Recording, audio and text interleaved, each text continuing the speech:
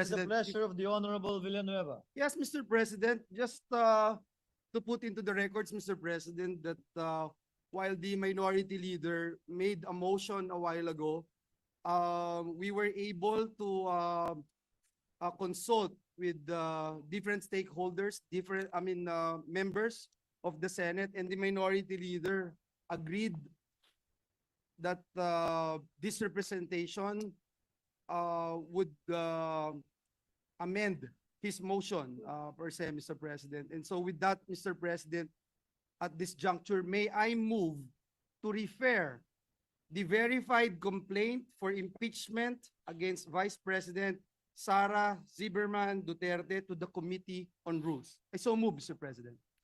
Any objection? Hearing none. The motion is approved. Thank you very much, Mr. President. Mr. President, in view of the referral of the verified complaint, may I respectfully move that the Senate President take his oath as presiding officer. So move, Mr. President. What is the pleasure of the Honorable De La Rosa? Mr. President, just for a clarification, is it correct to assume that though the Senate President takes his oath today, and as you said, the members will be taking their respective oath tomorrow, but the impeachment court is not yet convened, and it is going to be convened on Wednesday, June 11. Am I correct, Mr. President? What For the does record, just for the record. What does the movement say? Yes, Mr. President, the distinguished gentleman from Davao and Bohol is correct, Mr. President. Thank you, Mr. That is President. the intention of the movement, Mr. President. What is the pleasure of the Honorable Just to, Mr. President, Pimentel? just to complete the thought of the, You may proceed, sir. just to complete the thought of the latest motion of Senator Villanueva, it should, as the presiding officer of the impeachment court. Sige. And then, with the convening, Mr. President, I think tomorrow, when we take our oath, we are convened as the impeachment court. So I don't know, that's my technical understanding, Mr. President, because the presiding officer will now call the impeachment court to session, and then the members will now take their oath as senator judges. So that is already convening the court as far as this representation is concerned.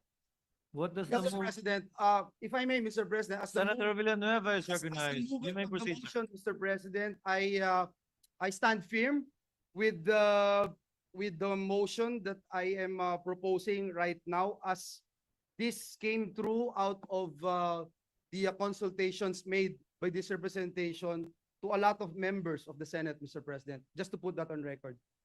But Just to clarify, this is akin or similar, Honorable Villanueva, to, for example, those who are newly elected to serve a term beginning January 30, 2025, who won in the last elections, where they can take their oath today, Yes. next week, or even for the past several days. But still, the term of their office will commence or begin on June 30. Would that be a good analogy? Yes, Mr. President, you are correct, Mr. President. What is the pleasure of the Honorable Marcos? Or nakatayo ka? Ay. What is the pleasure of the Honorable Revilla, rather Padilla, and then De La Rosa? Ginoong Pangulo, gusto ko lamang pong malinawan sa salitang Tagalog na ang hudyat po ng ating mahal na kapatid na Senator Joel Villanueva na kayo po ay mag-oath. Hindi po ibig sabihin na tayo po ay naguhubad na ngayon ng sombrero ng pagiging legislative body, kung di tayo po ay hindi pa rin korte. Gusto ko lamang pong linawin. Tama po, Ginoong Pangulo, ang binigkas ng ating kapatid Senator Robin Hood Padilla na hindi po natin hinuhubad ang ating sombrero bilang legislative body ng Senado at hindi po tayo nagko-convene as an impeachment court. Maraming salamat po. Thank you, Yun lamang po, Ginoong. Honorable De La Rosa and then the Honorable Tolentino. Yeah, I just would like to be clarified, Mr. President. If it follows that after all the members of this body have taken their oath, it would automatically trigger the convening of the impeachment court. Therefore, I move that we make our oath on the 11th, Mr. President, as originally scheduled. Mr. President, if I may, Mr. President. Senator Villanueva. To just clarify, Mr. President, the motion is for the Senate President at this time. The motion at hand is that the Senate President would take his oath as the presiding officer of the impeachment court. The next motion that we agreed upon a while ago is for the members of the Senate, the senator judges, to take their oaths, Mr. President. But just the same, Mr. President, let me emphasize again, whether today or tomorrow's oath taking, this representation was made to believe that we are not yet convening as a court. Okay, Mr. President. And we are to convene the impeachment court on Wednesday, June 11. I agree, Mr. President. That is the Senator Tolentino.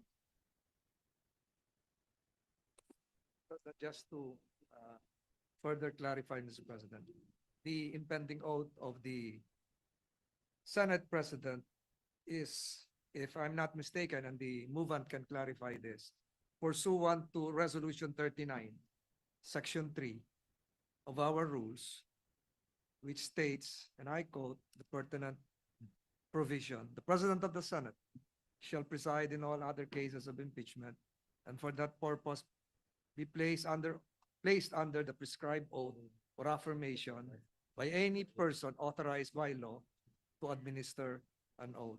The same, Mr. President, is pursuant to the constitutional command under Article 11, Section 3, Paragraph 6, that when sitting for that purpose, referring to the impeachment, the senators shall be on oath or affirmation.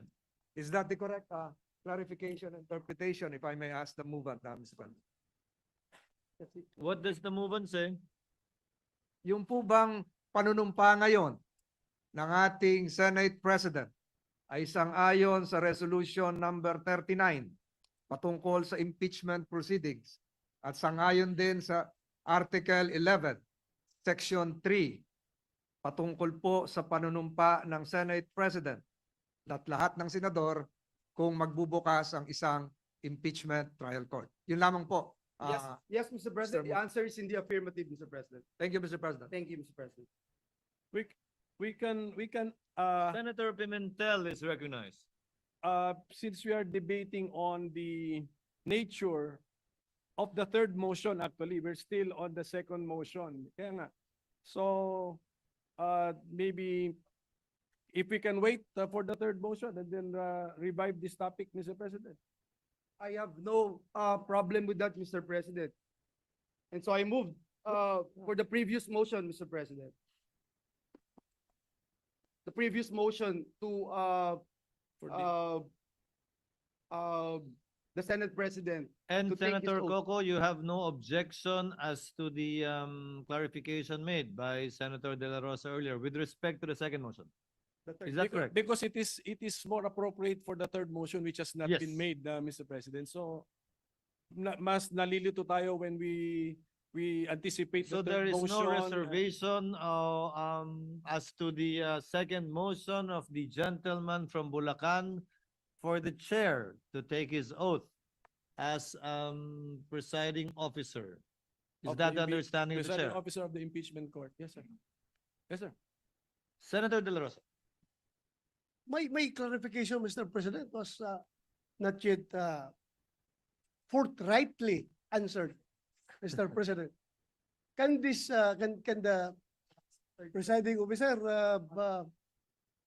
give us a clear explanation as to whether or not we are convened right after all the members of this chamber have taken their oath?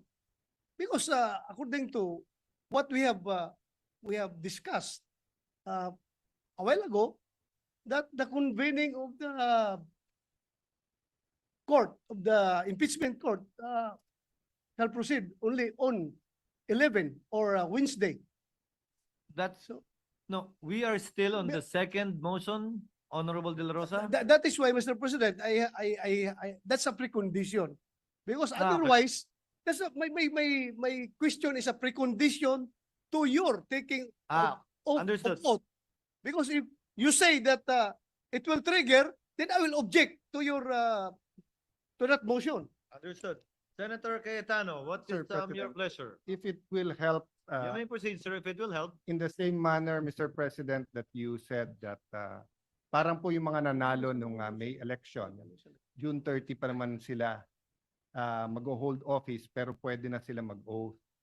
If the Supreme Court was in recess now, but the President appointed 3, 4, 5, 6 justices, they can take their oath. At kahit 15 yan na sabay-sabay ng oath, it will not mean that they are convening the Supreme Court for another session. They will still be in recess.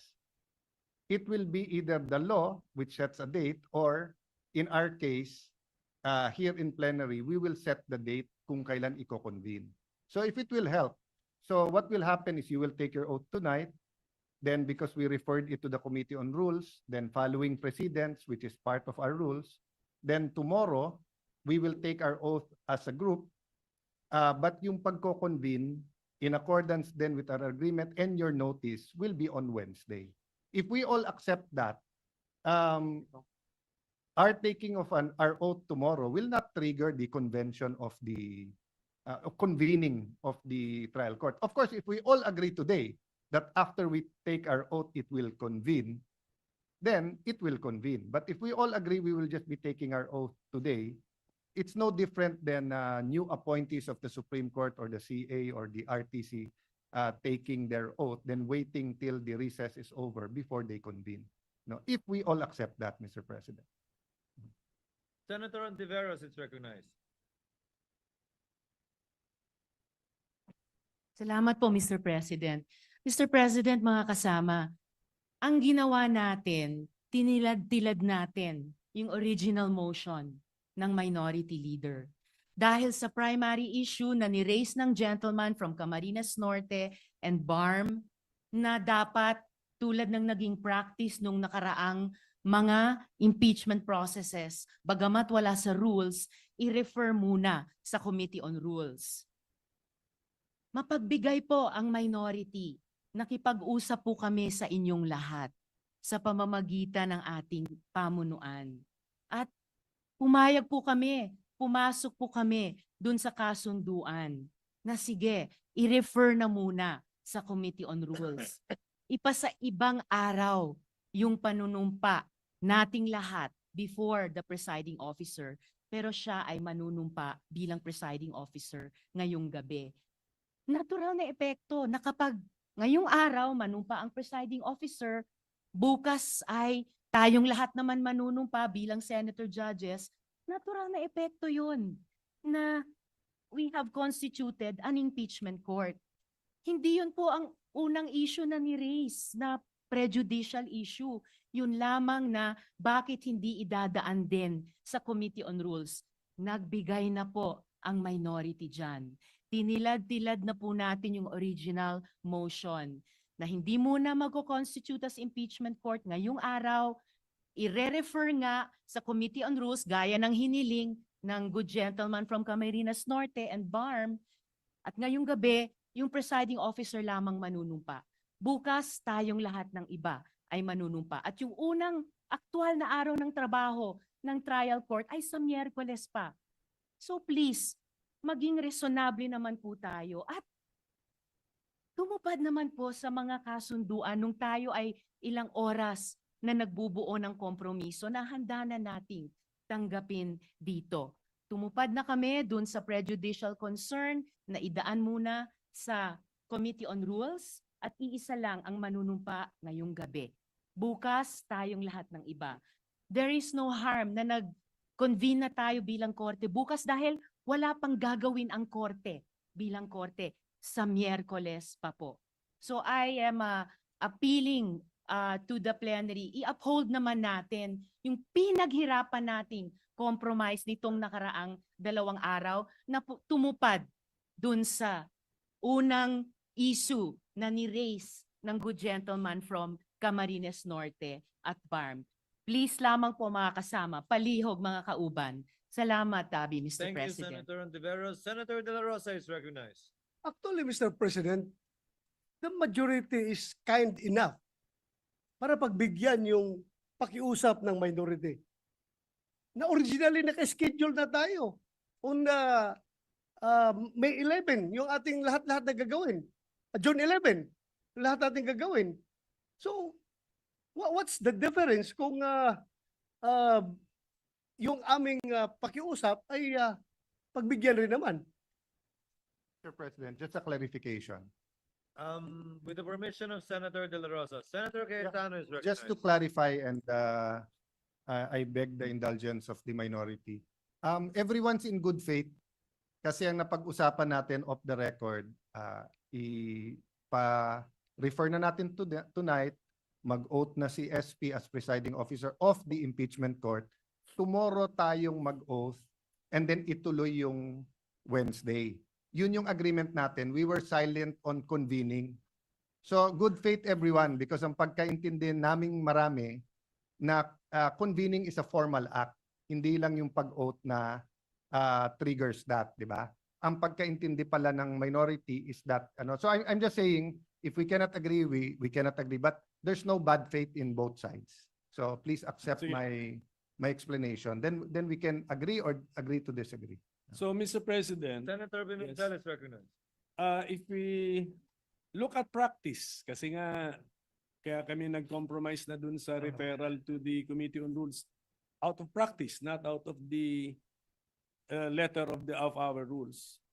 If we remember correctly, for those of us present in the last impeachment proceeding held in the Senate, nag-oath po ang members ng Senado when the court was called to session, Mr. President. So it was a court session. Nag-oath tayo as members of the senator judges. So if we want practice, to follow practice, let us convene the court and take our oath. And then yun, siguro ang good faith agreement na lang natin, let that be the only agenda of the court on Tuesday.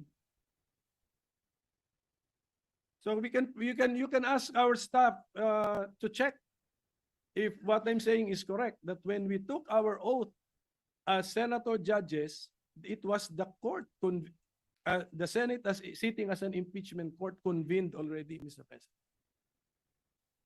So yun po yun. So ganoon na lang, in good faith tayo, and then that's our we make it of record now that that's the only agenda of the court, and then Wednesday na po yung actual work as stated by the Deputy Minority Leader. Mr. President, I think Senator Cayetano. the misunderstanding comes from when to convene, because Senator Bato and whoever else have the same thinking was right to assume that Wednesday magko-convene. So he still has till tomorrow to decide whether he will give a privilege speech or make any motion depending on his gathering of his thoughts tonight. So kung mag-agree na tomorrow na magko-convene, that's why isa sa hiningin ni Senator Bato is before mag-oath, he can take the floor. At sabi naman namin, well, anyone can take the floor based on personal and collective privilege, no? So dun po ngayon may konting stalemate, no? Because Senator Bato doesn't want to be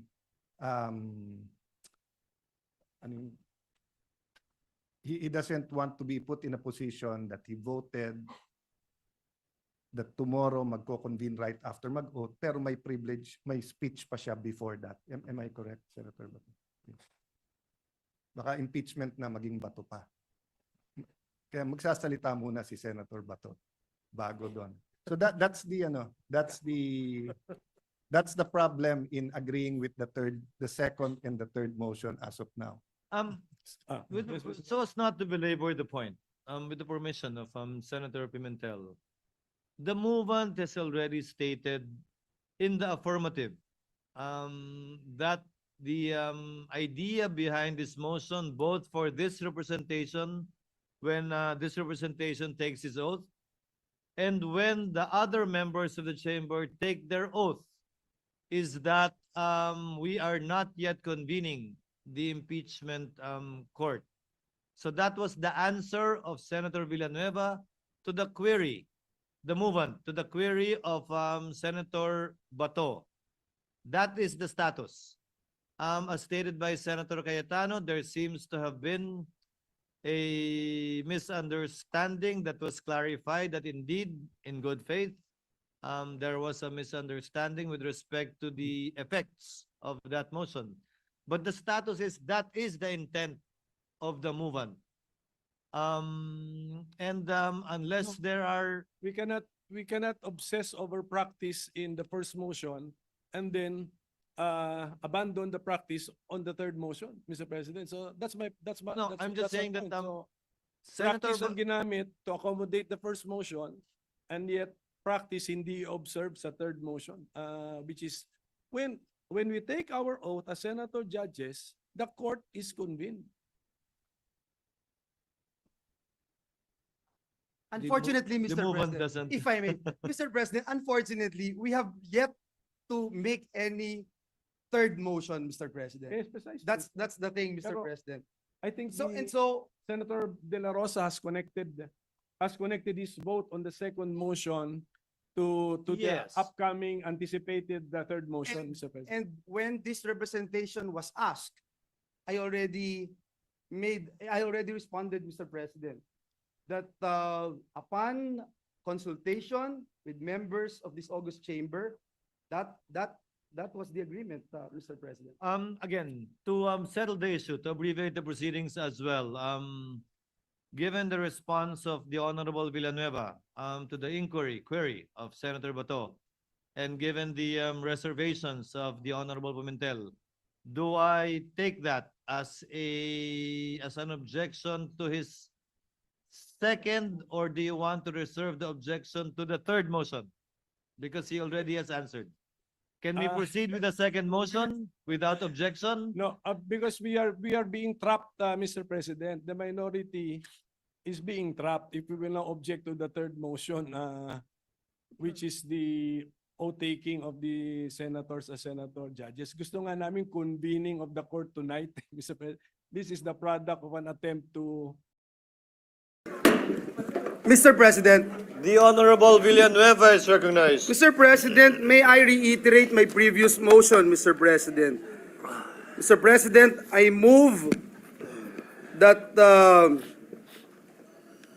Senate Secretary, Mr. President, I move that the Senate President will now take his oath as the presiding officer of the impeachment proceedings, Mr. President. I so move, Mr. President. Any objection? Hearing none. Motion is the motion is approved. Chair would like to call on the Senate Secretary to ascend the rostrum to administer the oath.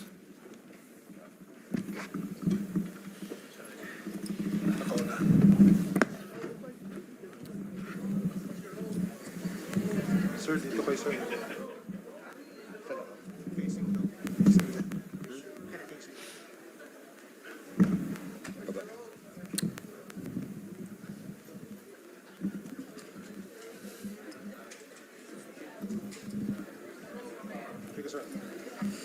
Sir, please raise your right hand and repeat after. Wala mic, sir. Okay na, sir. Importante kayo naman din.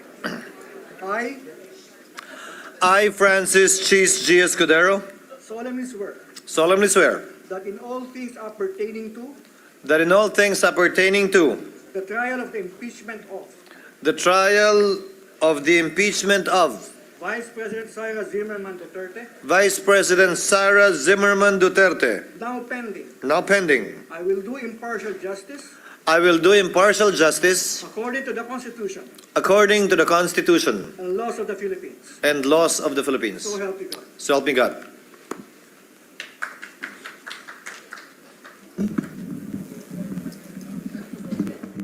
Mr. President. Senator Villanueva. Thank you very much, Mr. President. Mr. President, may I respectfully move that the senator judges take their oath at 4 o'clock in the afternoon tomorrow, June 10, 2025. And again, reiterate, Mr. President, what this representation made mention a while ago, that after the oath-taking of the senator judges, the court will be constituted, but not convened yet, Mr. President. Thank you, Mr. President. So Duly moved. noted and entered into the records. Is there any objection to the motion? Hearing none. Motion is approved. Majority Leader. Mr. President, a while ago during the parliamentary discussions prior to your oath-taking ceremony, Mr. President, this representation noticed and heard during several instances the word agreements, whether that referred to something or not. Mr. President, just for our transcript purposes and for the Journal of the Senate, I move to strike out the word agreements in our transcripts and substitute the same with the phrase constitutional provisions or constitutional requirements in order to reflect that the subject matter discussed a while ago is governed not by consensual agreements, but by binding legal obligations emanating from the Constitution itself. I so move, Mr. President. Any objection? Hearing none. Motion is approved without prejudice to amendments further being made to the journal before we approve them. We approve it rather. Pwede na? Pwede na? Can I make a manifestation? Mr. President, 1 minute suspension. Session is suspended.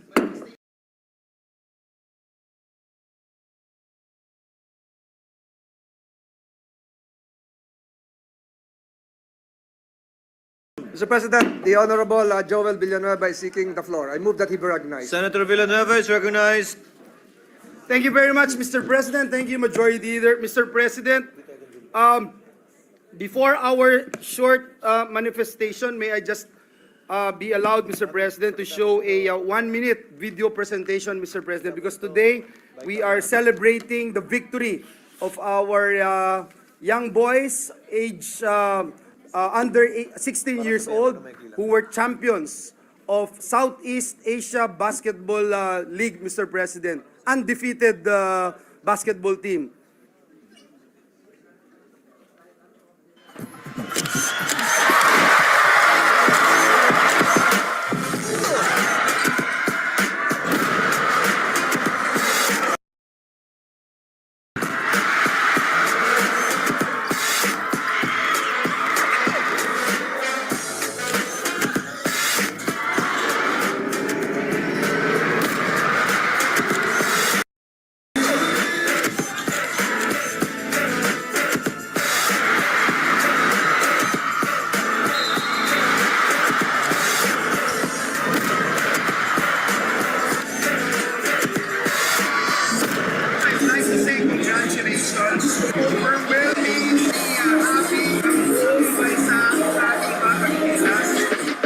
For the 6th time in as many times this tournament has been staged, the Philippines takes the gold medal in the under-16 Siyama qualifiers.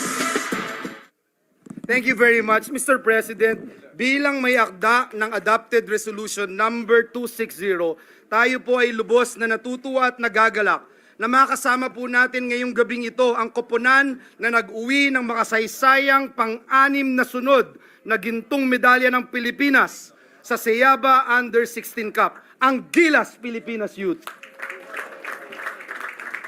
Kasama po nila, Ginoong Pangulo, ang ating kaibigan at PBA legends na sina Head Coach L.A. Tenorio at assistant coaches Richard Del Rosario at Gabe Norwood. Alam niyo po, Ginoong Pangulo, espesyal para sa representasyong ito ang paglahok ng Pilipinas sa torneo ng Seyaba. Dahil tayo po, Ginoong Pangulo, ay naging miyembro ng national team na lumaban sa kauna-unahan na Seyaba Championship noong 1994 sa Johor, Malaysia sa ilalim po ni Coach Virgil Villavicencio.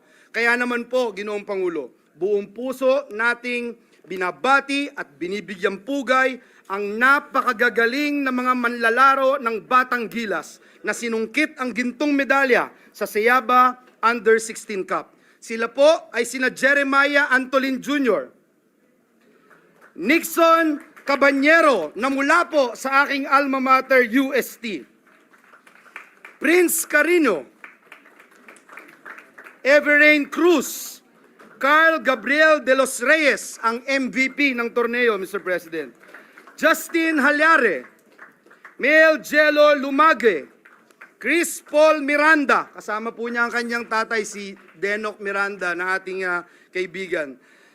Kasama din po, Ginoong Pangulo, si Luisito Joel Jolo Pascual, Travis Gabriel Pascual, John Raven Restificar, Ethan David Tanchi, Samuel Nomso Esomchi, Clark Dwayne Cobuntin, at Brian Orca Jr.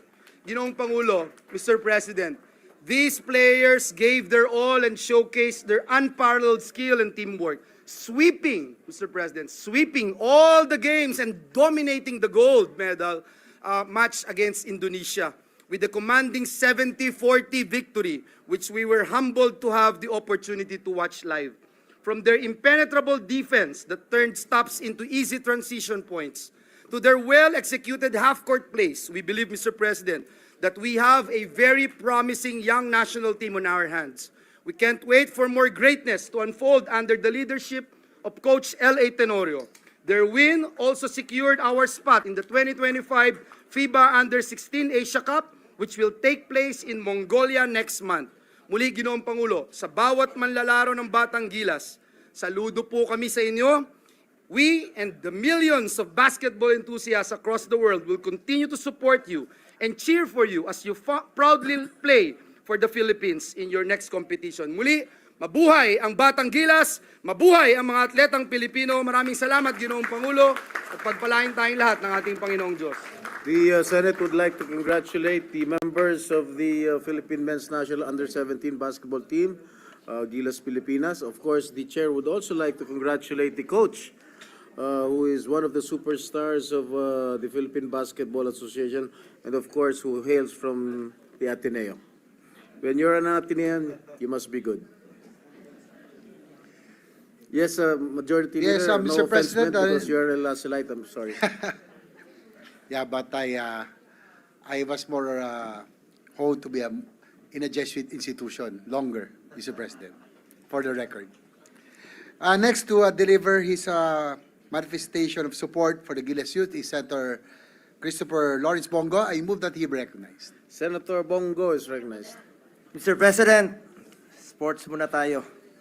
As chairman of the Committee on Sports and the Committee on Youth, as one of the authors of a similar resolution, I would like to congratulate the Gilas Pilipinas Youth National Basketball Team for winning the gold in the FIBA Under-16 Asia Cup, SEABA, or the Southeast Asia Basketball Association qualifiers last May 30, 2025. Mr. President, the team dominated the tournament with an undefeated record, demonstrating excellence and superior skills, reflecting the Philippines' deep basketball talent and passion for the sport. At congratulations rin po sa ating mga idol na si Coach L.A. Tenorio, Gabe Norwood, Richard Del Rosario, at sa lahat po ng members po ng team na nabanggit po kanina, no, ang ating MVP from Batangas, kababayan natin. At siyempre, sa aking teammate sa Senate Sentinels na si Senator Joel Villanueva, ang ating former member po ng national team. The outstanding performance of the Gilas Pilipinas Youth Team has secured the country's qualification for the prestigious FIBA Under-16 Asia Cup in Mongolia in July, further cementing the Philippines' status as a basketball powerhouse in the Southeast Asian region. Mr. President, their victory serves as an inspiration to millions of Filipino youth, encouraging them to pursue their passions and excel not only in sports but also in life. At naniniwala po tayo na isang paraan po ang sports na ilayo po ang ating mga kabataan sa masasamang bisyo. Get into sports, stay away from drugs to keep us healthy and fit. Makakaasa po kayo sa patuloy nating suporta sa atletang Pilipino mula sa grassroots hanggang sa international competitions. Thank you, Mr. President, at congratulations po sa Gilas Pilipinas under 16. Thank you, Senator Bongo. Majority Leader. Yes, Mr. President, next to make a manifestation of support to deliver his message is Senator Ronald Bato de la Rosa. I move that he be recognized. Senator Bato de la Rosa is recognized.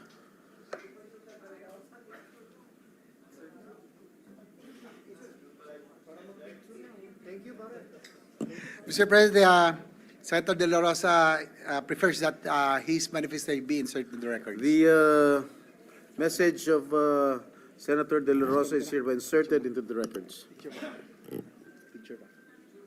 Mr. President, I move for a minute suspension so that our Gilas youth can have a picture taking.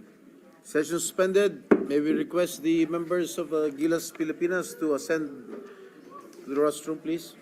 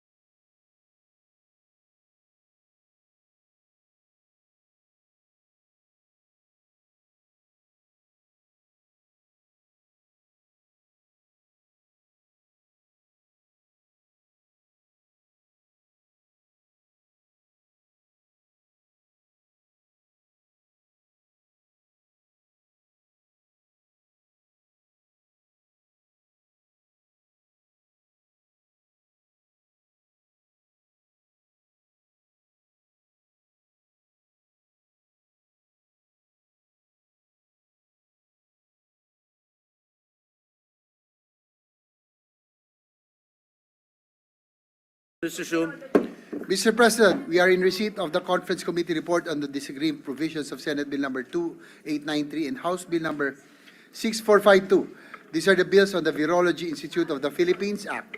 With that, I move to recognize Senator Pia Cayetano, the chairperson of the Senate panel, to give the highlights of the Conference Committee report. So move, Mr. President. Any objection? There being none, motion is approved. Senator Pia Cayetano is recognized. Thank you, Mr. President. Mr. President, as chairperson of the Senate contingent to the Bicameral Conference Committee on the proposed measure establishing the Virology Institute of the Philippines, I am pleased to report to the Senate the consolidated version of this landmark bill. The Bicameral Conference Committee used the Senate version as the base bill, incorporating the following key amendments. We included the word vaccine in both the title and relevant provisions of this bill.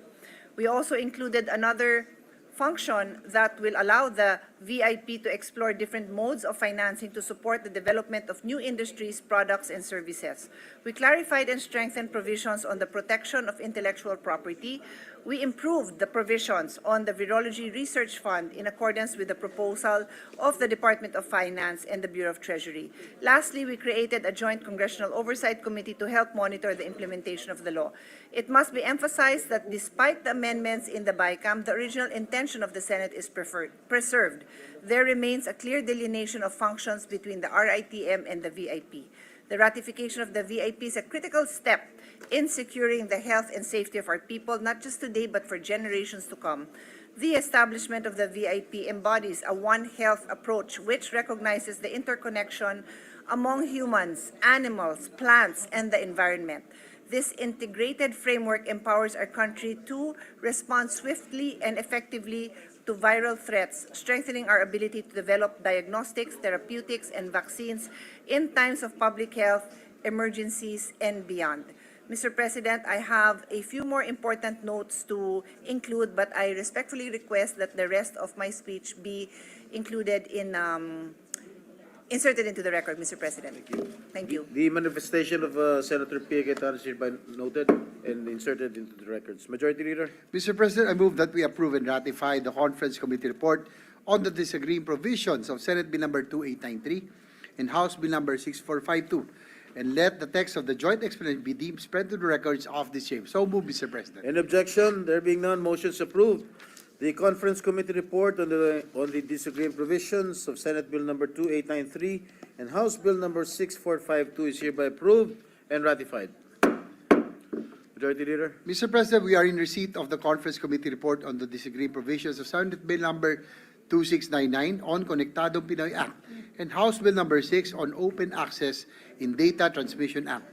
With that, I move to recognize Senator Alan Peter Cayetano, the chairperson of the Senate panel, to give the highlights of the Conference Committee report. So move, Mr. President. Senator Alan Peter Cayetano is recognized. Mr. President, first and foremost, I'd like to give praise and thanksgiving to the Lord God for these two bicameral conference reports on Konektadong Pinoy and e-governance, because they are game changers that will not only bring government, business closer to the people, Luzon, Visayas, Mindanao, including OFWs, provide a platform for the government to serve each and every one, but the Konektadong Pinoy will also make sure that our efforts for connectivity will not only be doubled. That's why I call it a game changer. But to save time, Mr. President, may I make this same manifestation for both Senate Bill number 2699 and House Bill number 6, which is an act establishing a comprehensive inclusive data transmission and connectivity framework for the Philippines, and also for Senate Bill number 2781 and House Bill 7327, an act institutionalizing the transition of the government to e-governance, strengthening the ICT Academy and appropriate funds thereof. I'll submit to the Secretariat a more exhaustive summary and explanation, Mr. President. Thank you, Senator Alan Peter Cayetano. Majority Leader. Mr. President, I move that we approve and ratify the Conference Committee report on the disagreeing provisions, Senate Bill number 2699 and House Bill number 6, and let the text of the joint explanation be deemed spread into the records of this chair. So move, Mr. President. Is there any objection? Hearing none, motion is approved. The Conference Committee report on the disagreeing provisions of Senate Bill number 2699 and House Bill number 6 is hereby approved and ratified. Majority Leader. Mr. President, we are in receipt of the Conference Committee report on the disagreeing provisions of Senate Bill number 2781 and House Bill number 7327. These are the bills on the E-Governance Act.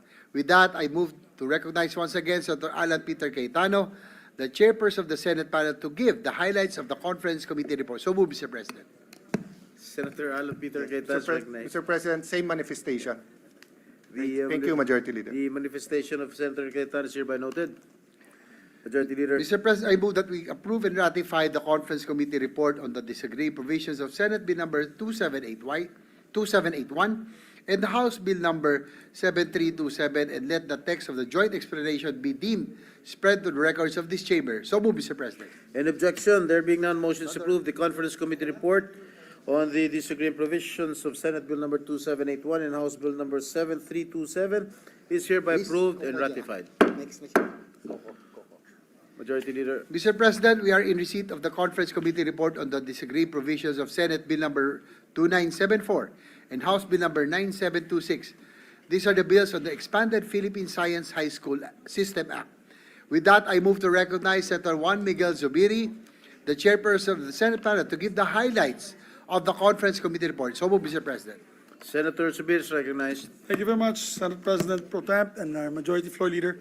Mr. President, it's my honor to submit for ratification to the body the bicameral Conference Committee report on the disagreeing provisions of Senate Bill number 2974 and House Bill number 9726, otherwise known as the Expanded Philippine Science High School Systems Act.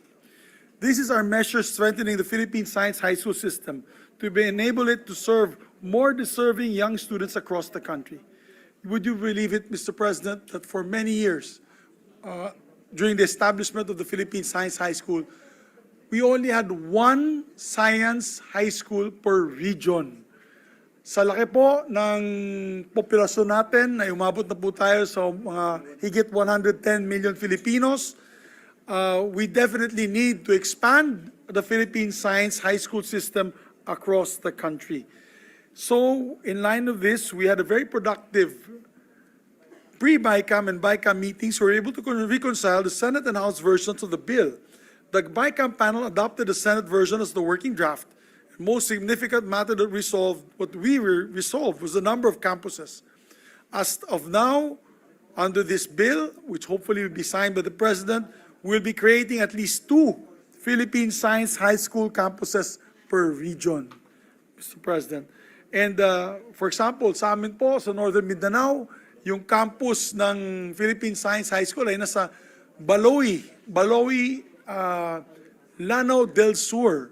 Napakalayo sa Cagayan de Oro, Misamis Occidental, Camiguin, and Bukidnon. So now we will be able to put another one closer to these areas that I mentioned, Mr. President. And same will go to many other regions. For example, in Region 7, it is in Cebu.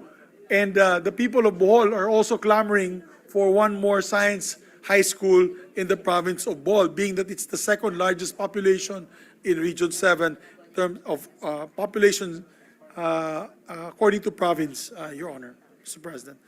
So the additional campuses, to assure the body, will still need to meet the Philippine Science High School Board's criteria.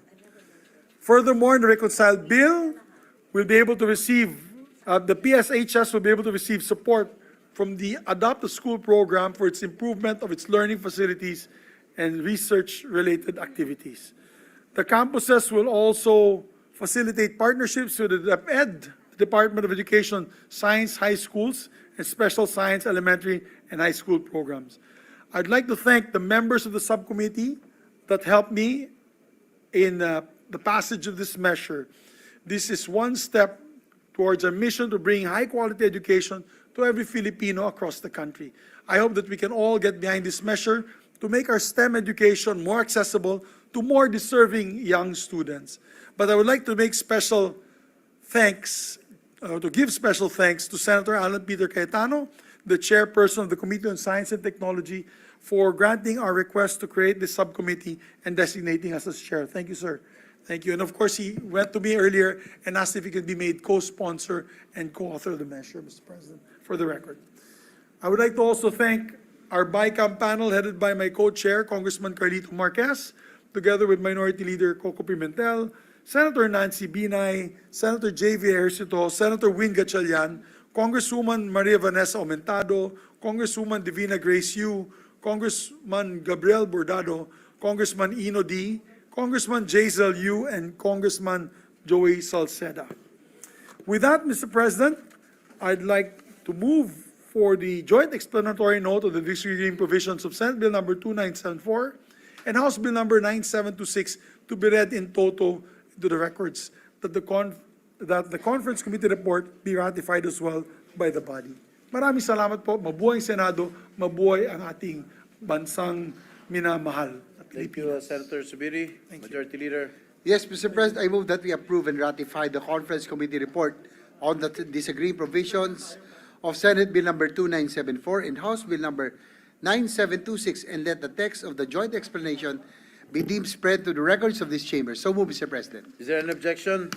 Hearing none, motion is approved. The conference committee report on the disagreeing provisions of Senate Bill number 2974 and House Bill number 9726 is hereby approved and ratified. And Mr. President, with the permission of the Majority Leader, Mr. President, Yes, Senator may we Subiri. make also Senator Laura Legarda our co-sponsor and co-author as well. The manifestation of Thank Senator you. Subiri is hereby noted. Majority Leader. Mr. President, we are in receipt of the conference committee report on the disagreeing votes on House Bill number 9489. This is the bill on the creation of one RTC in the 2nd Judicial Region, Alicia Isabela. With that, I move to recognize our Minority Leader, Senator Aquilino Coco Pimentel III, Chairperson of the Senate panel, to give the highlights of the conference committee report. So move, Mr. President. The Minority Leader is recognized. Mr. President, if I may move to insert the joint explanation of the Bicameral Conference Committee on the disagreeing votes on House Bill number 9489 into our records. But let me just inform the body of why we needed to hold the BICAM. I think there was a mistake in the location of the regional trial court that we were creating. So the BICAM report corrects the mistake, Mr. President. Pero siguro just a reminder, this was kind of unnecessary or unusual mistake. So if the Secretariat can take some steps or measures to make sure that this will not happen in some future bills, Mr. President. So with that, Mr. President, I move for the ratification of the Bicameral Conference Committee report, Mr. President. Thank you, Minority Leader. Majority Leader. Mr. President, I second the motion of our Minority Leader that we approve and ratify the conference committee report on the disagreeing votes on House Bill number 9489. Is there any objection? There being none, motion is approved. The conference committee report on the disagreeing votes on House Bill number 9489 is hereby approved and ratified. Mr. President, we are in receipt of the conference committee report on the disagreeing provisions of Senate Bill number 2898 and House Bill number 10755. These are the bills of the amendments to the Investors Lease Act. With that, I move to recognize once again Senator Aquilino Coco Pimentel III, the chairperson of the Senate panel, to give the highlights of the conference committee report. So moved, Mr. President. Senator, Minority Leader is recognized. Thank you, Mr. President. I'd like to move that the joint explanation of the Conference Committee on the disagreeing provisions of Senate Bill number 2898 and House Bill number 10755 be inserted into the records of the Senate upon its ratification. So I move for its ratification, Mr. President. Thank you, Senator Pimentel, Majority Leader. Yes, Mr. President, I second the motion of the Minority Leader. Any objection? There being none, motion is approved. The Conference Committee report on the disagreeing provisions of Senate Bill number 2898 and House Bill number 10755 is hereby approved and ratified. Majority Leader. Mr. President, I move that we proceed to the Senate President's designation of Senate conferees to the Conference Committee on the disagreeing votes of House Bill number 10535, the bill on the amendments to the NIRC Code in relation to the denatured alcohol. So move, Mr. President. Any objection? There being none, motion is approved. Ito ba?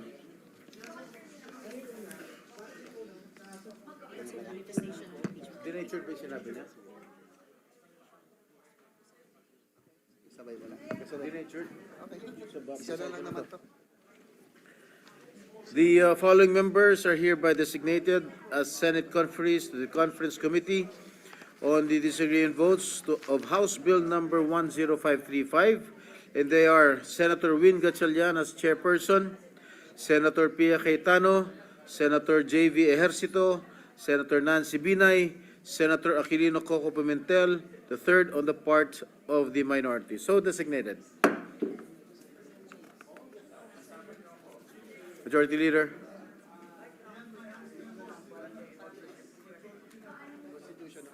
NIRC. Wait lang. Mr. President, I move that we proceed to the Senate President's designation of Senate conferees to the Conference Committee on the disagreeing provisions of Senate Bill number 3000, the Bill on the Career Progression System for Public School Teachers and School Leaders, and House Bill number 10270, the Bill on Career Progression System for Public School Teachers. So move, Mr. President.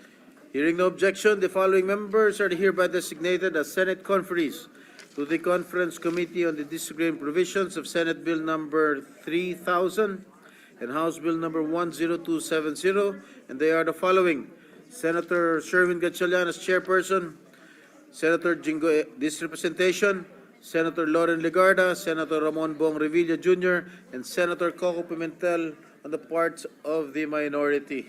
So designated. Majority Leader.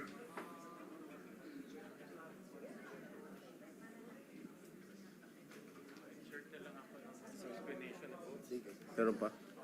Meron pa? For this one. Okay. Approved na siya eh. Ito lang na-explain kanina kasi pumasok na siya. Mr. President, I move that we proceed to the Senate President's designation of Senate conferees to the Conference Committee on the disagreeing provisions of Senate Bill number 2816, the bill on the setting the term of office of barangay officials and members, and House Bill number 11287 on the same title, Mr. President. So move, Mr. President. Hearing no objection, nasa si Amy. Just a minute suspension.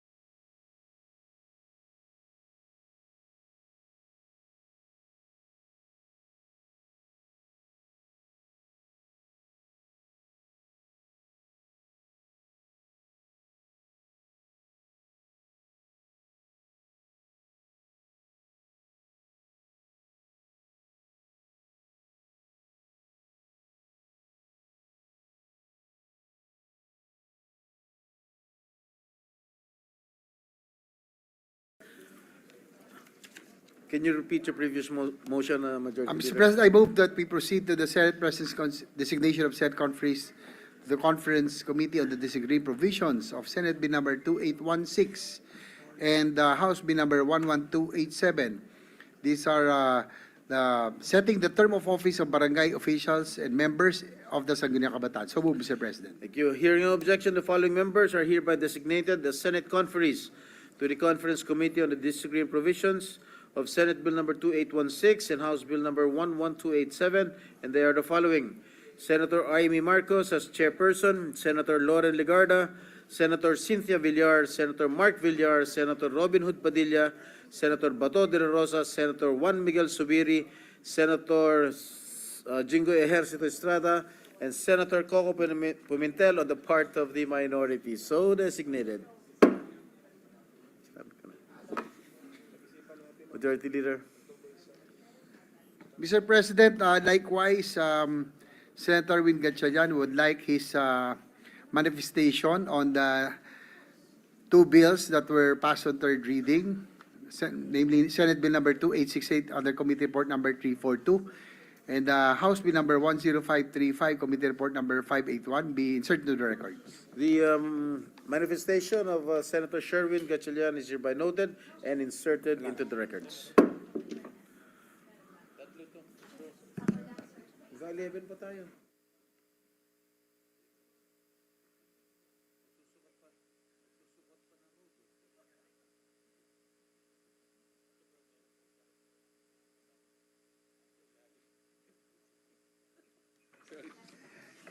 Mr. President, likewise, again, Senator Win Gatchalian would like his manifestation on the approval of Senate Bill number 3,000 in under Committee Report number 537 be inserted in the record. All right, the manifestation again of Senator Gatchalian is hereby noted and inserted into the records. Majority Leader. Mr. President, I move that we proceed to the Senate President's designation of Senate Conference, the Conference Committee on the disagreeing provisions of Senate Bill number 2965, the Bill on Free Funeral Service Act, and House Bill number 102. So moved, Mr. President. An objection? Hearing no objection, the following members are hereby designated as Senate conferees to the Conference Committee on the disagreeing provisions of Senate Bill number 2965 and House Bill number 102. And they are the following: Senator Amy Marcos as chairperson, Senator Lauren Legarda, Senator Cynthia Villar, Senator Ronald De La Rosa, Senator Coco Pimentel on the part of the minority. So designated.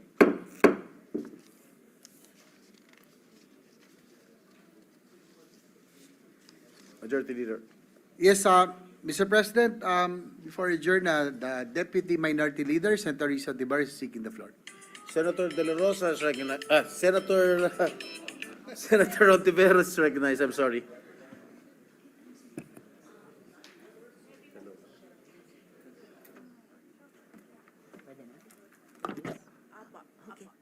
Salamat, Mr. President. I would just like to deliver my manifestation on the third reading passage of the Anti-Pogo Law. Mr. President, esteemed colleagues, it is with great pleasure that I congratulate Chairman Sherwin Gatchalian on the passage of this important legislation. This piece of legislation partners the investigation the Committee on Women conducted on the POGO operations and the human trafficking and criminal activities embedded within these operations. The findings of that investigation were also accepted by this plenary last week. I thank the good chairperson of the Committee on Ways and Means for accepting the amendments I proposed to his bill, which are also outcomes of key learnings from the Alice Guo investigation. However, the work continues. Just days ago, our team went to Bamban, Tarlac, to conduct another site visit to the house of Huang Ziyang, the same alleged triad leader with suspected connections to Guo Huaping. Makukulit talaga ang mga staff ko, but perhaps for good reason, because we found new evidence, one of them being multiple paraphernalia belonging to Nine Dynasty, a company repeatedly flagged during our hearings.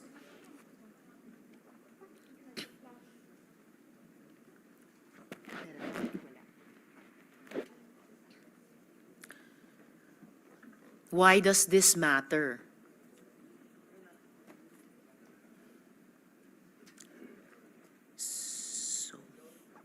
There, Mr. President. This matters because Li Duan Wang, whose application for Philippine citizenship was recently vetoed by the President, is also connected to Nine Dynasty. Shi Zhejiang, a self-confessed spy now in jail in Thailand, who named Alice Guo as a foreign intelligence agent in an Al Jazeera interview, is also connected to Nine Dynasty. At ang Nine Dynasty lang naman ang pinagdaanan ng ransom ng kinidnap at pinaslang na si Anson Ke. My staff also found paraphernalia belonging to White Horse. Ano naman itong White Horse? This was the company implicated in the attempted smuggling out of the country of large bags of money intercepted by our brave law enforcement officers in Cebu. These are not random names and companies. These are individuals and entities connected to one another and to a larger, coordinated criminal network operating within our borders.